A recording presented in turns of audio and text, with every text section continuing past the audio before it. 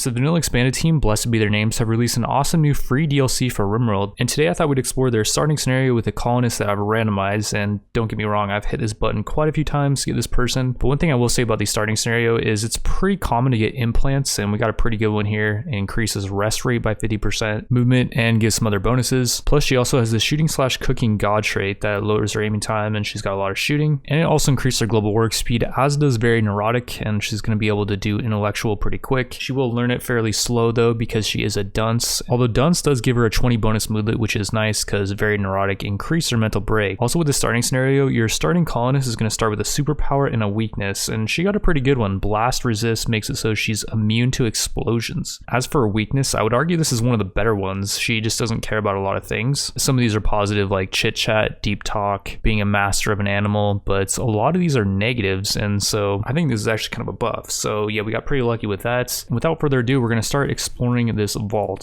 so we can go in these doors, I think. Oh, that one's not powered.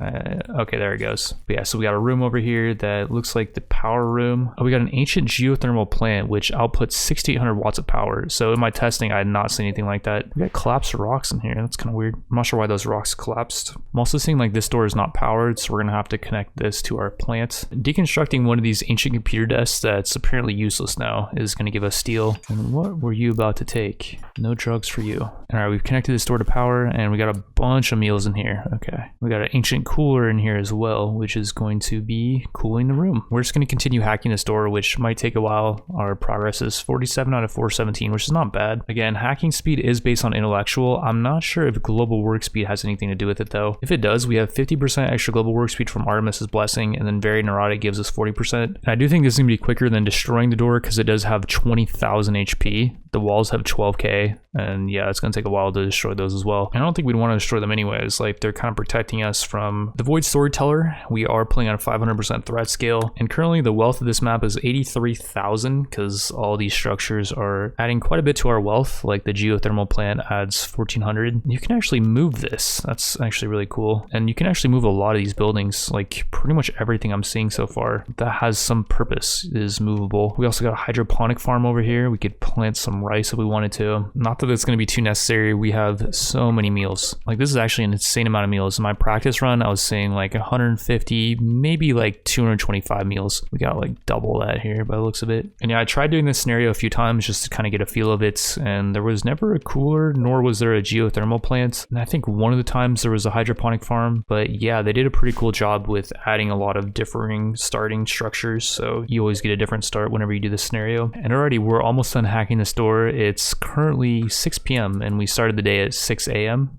What do we got in here? Some hermetic crates. Holy cow, this place is actually massive. We got a crypto sleep suspender, which will help the body heal and slow down the degradation of wounds, although it has the same side effect as crypto sleep. It has a medical 10 quality offset of 15%, so I think whoever gets bandaged on it will get 15% better 10s. I think that's how that works. We got a foosball table in here. Yeah, that's one of the new additions. Really cool idea there. Does it actually like move around? No, I don't think so. You're kind of playing foosball from the wrong angle there. I don't think you're supposed to be standing there when you play foosball. Maybe he's retrieving the ball though. Or the bish is a she rather. My bad. But yeah, she's in a pretty good mood right now. I don't think we need to let her play foosball. I'm also seeing a mending station, and there was somebody in the comments saying like, dude, why did you add a mending station to the mod? There's a mod for that. I'm not complaining though. One less mod to have in my mod pack that could be breaking the entire mod pack is always welcome. And let's explore up here. We got some beds. This vault is actually massive. Like, this is the biggest one out of my testing, like ×2, I feel like. Oh, we got a freaking marine armor in here. What the heck? And an excellent assault rifle. It's scripted. There's no other explanation for this. Let's equip that assault rifle though. It does have ammo in it, which is nice. And yeah, being that it's excellent quality, it's gonna be really good. Let's take off the flak vest. We'll equip the excellent marine armor, eject the ammo out of this thing.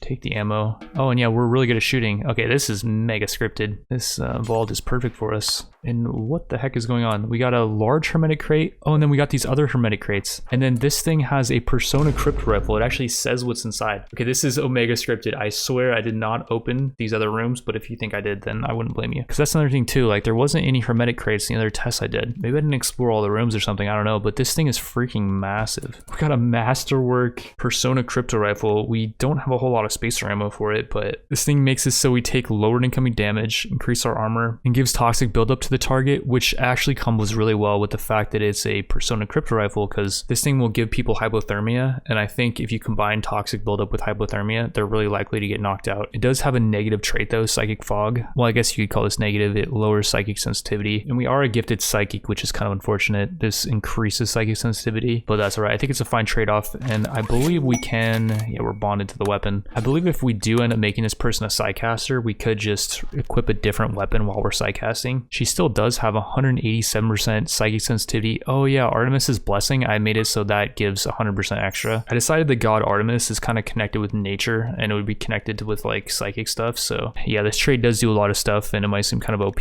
but it does increase her value by quite a bit. It adds 1.5 times her base value to her value, which it seems like she should be worth more than that because the energy core is worth almost 2k, but I think Dunce actually lowers her value by a lot. So without the god trait and without the energy core, she would be worth basically nothing, I think, because of Dunce, which isn't really that bad of a trait, to be honest. Like, yeah, it lowers global learning rate, social impact. It's gonna be really hard for her to recruit anyone if we do end up having to recruit anyone, because she has 0 social and 50% less social impact. Like, that is very bad. But the fact that it gives you a 20 bonus mood all the time is actually kind of good. It's not that bad of a trait, but I could see why they made it so it lowers value by a lot. It's a trait that's a part of the vanilla expanded traits mod, and I generally agree with everything they do. I see vanilla expanded stuff as vanilla, and people ask me like what I was balancing the god mod around, the faction mod that I've been kind of directing, and it's based on vanilla expanded, like balance wise. And holy cow, there's 3 people in here. This is actually nuts. What the heck is going on? We got 3 of these crypto sleep sarcophaguses filled, which is pretty nuts, I think. I don't know, let me know in the comment section what you guys were getting in your runs. And what I'm thinking here is like there's large, small, and medium tomes. I think we just got a large one and like really good RNG with that. And actually we're really tired, so let's just let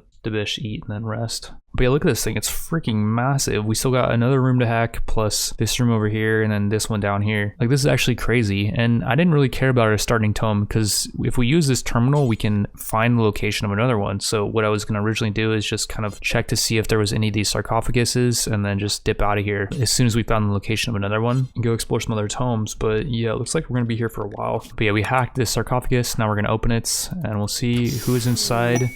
Ace Gear looks like they are friendly with us. This person actually looks pretty solid overall. They do not like women, unfortunately, and the Bish is a woman. But other than that, they don't have any negative traits. Martial artists will disarm someone in combat frequently, and they are a wanderer, which I don't really consider this a class necessarily. They're a half-breed mage class, which is kind of like a half-blooded in Harry Potter, so they can't develop their class that well, but they do start with random abilities, and we actually got some really good ones here. Flights will allow them to fly pretty far, I think, to a targeted location. They also have heal, which is obviously amazing. I'm not sure if this is the priest or the paladin heal, but yeah, we can actually talent into it, so that's really cool. Shadow's also really good ability. It will buff nearby allies manipulation, sight, hearing, and blood filtration, and their consciousness, but it will lower their mood slightly. But the Bish is in a really good mood all the time, so we could actually just use that right now. As far as his last ability he started with, he can make it rain, which is really nice to be able to put out fires, and he also can level up in case if he wants to, which isn't that good, I think. I don't even think we're gonna get this ability. Then Firebolt, I don't think it's super amazing.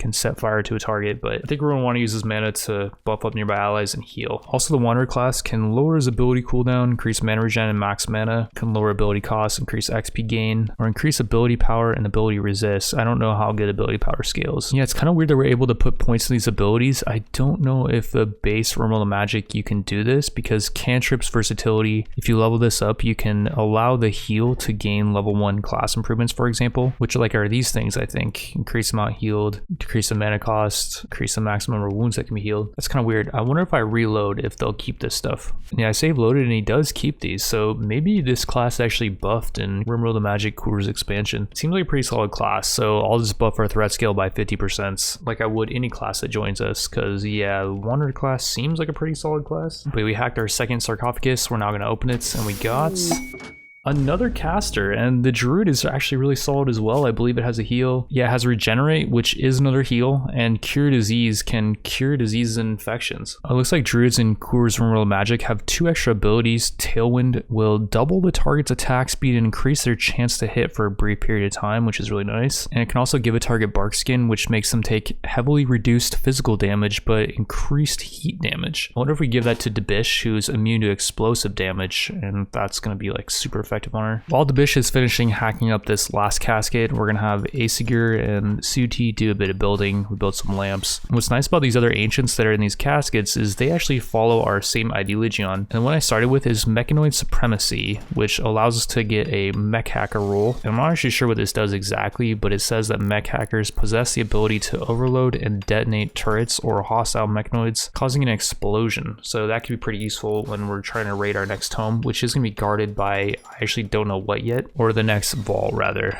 But yeah, Aesigur is building our altar, which we will be able to use to give people roles. I think we're just going to hold off on that until, oh, we're actually done hacking this. Let's open it now, and we'll see who is inside casket number 4, is that? 3. Another, what the heck? Another Artemis's Blessing person. They get lowered aiming time. They're fast learners, so they get extra learning rates. They're good at crafting, shooting. Oh, and they have superpowers? Okay, what the heck?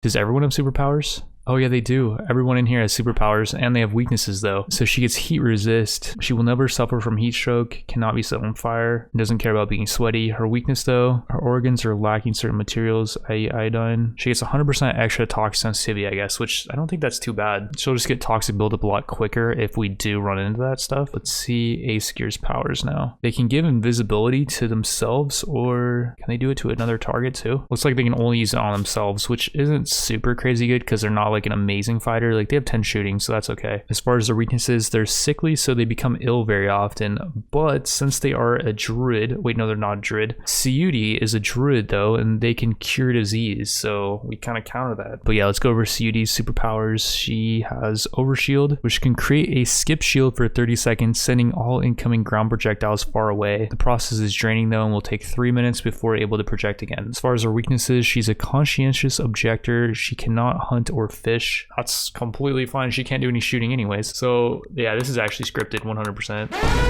我有冰淇淋，我很喜欢冰淇淋。 I mean, if anything, fucking Rain Man should get permaban for that shit.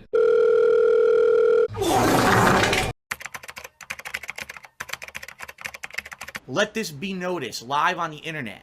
You're fucked. If I fail with these guys, then yeah, I probably need to uninstall this game because these people are pretty insane, I will say.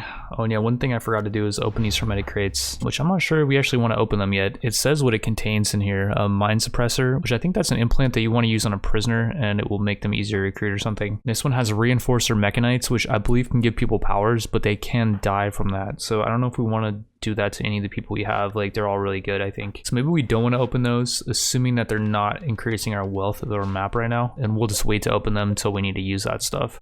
Also deconstruct this crates. We can probably actually deconstruct a lot of this stuff. Like this terminal doesn't do anything, I don't think. This ancient machinery, its purpose has been long forgotten. Just deconstruct that. Apparently this fuel tank can be deconstructed for fuel. We have so much freaking fuel in here. It looks like the bitch is throwing a party. They are fun-loving, so they throw parties more often. Don't think I can stop them from hacking though, or the party's gonna be canceled. If I send them in combat, I'm pretty sure it cancels the party, but what if I have them clean the room or something? Okay, there we go. They just clean the room. I'm pretty sure the party will keep going. And everyone's mood is actually pretty good, so we don't really care too much about the party. But if people are in really high moods, they're more likely to have a positive inspiration. So we do want to have this party keep going, if at all possible. Does the bitch even care about parties though? Because their weakness being callous. I don't think they care about parties. Oh no, they do. Attended party for +7. And that expires in 40 days. Okay, so that's actually amazing. Does everyone get that? +8 for 10 days. Yeah, attended party for +5 mood for 10 days. Joyce gets a +6 for 10 days. I guess fun loving makes this attended party mood last longer. It's another trait from the vanilla traits expanded. So if you think it's OP, then take that up with them. Super nanites have deteriorated. What? No. Oh no, the super nanites are the ones that give you the trait, and they deteriorate away in storage because we didn't hack this quick enough. Crap, okay, let's hack this door, I guess. I guess this is the room that the machine that can give people powers is in. I don't know why they allow that stuff to deteriorate so fast, and why it's even deteriorating in the first place. Like, is it outside? I wonder if there's another way to get them as well. Maybe you can get them through trading. Aesigur also has 5 intellectual. We'll just have them start hacking that large door. We'll compare the speeds at which they're hacking. I'm on 3 speed right now, but I'll try to just put them next to each other. The Bish has way more global work speed, but they have about the same intellectual. I think the Bish is doing a lot faster from what I can see right now, but I'm pretty sure global work speed affects hacking speed. And yeah, here we go. These super nanites, there's still 9 of them left and they're at 2 out of 60 durability. They need to be contained, I guess. Let's pick them up before they deteriorate. Well, it's good we hacked in here. That was close, holy cow. Let's build a power conduit. I think maybe because the power's off, that's just like unlucky, I guess, that there wasn't power connected. Because yeah, in my other test runs, like this was all connected. And yeah, it was on top of super nanite containment. So yeah, if we just put them back down on their super nanite containment, they're now not deteriorating. And I didn't want to use the super nanites on any of these guys anyways, because yeah, I don't want to have a chance to kill them. We're just going to use it on some raiders that we end up capturing that just aren't that great. Because yeah, we don't want a chance to kill any of these guys, like they're too good. Hypothetically though, if we did want to do an operation on one of these guys to give them powers, we have them enter this pod and we do start operation, add superpower. There's a 44% chance of failure though. And I think if it fails, they're not necessarily going to die, but I think even if there's a low possibility of them dying, if this does fail, it's not worth the risk on someone that's really good. So yeah, we're just not going to do that. I believe it also can give them weaknesses as well. Also keep in mind, if we do use this ancient broadcasting station, we hack this, we can find another one of these vaults and they might have the super nanites in that vault. I'm still not even sure if we want to move bases though. Like this base just seems so good. So this is me from the future, and let's just say we do not want to hack this ancient broadcast station yet, because if we do, we only have a certain amount of time to uncover the other tome, and we want to actually stay in here as long as we can, at least until our food supply runs out, because there's some higher tier defensive techs we need to research, like turrets and stuff like that. So that's gonna be what we're gonna do in episode 2. As far as this last room, it was a fuel room, and we can actually deconstruct this pipeline junction for 250 chem fuel, but it can spawn infestations, and we don't really need chem fuel right now, so we're gonna hold off on that. And yeah, with that, I want to thank you all for watching, and I will see you in the next one.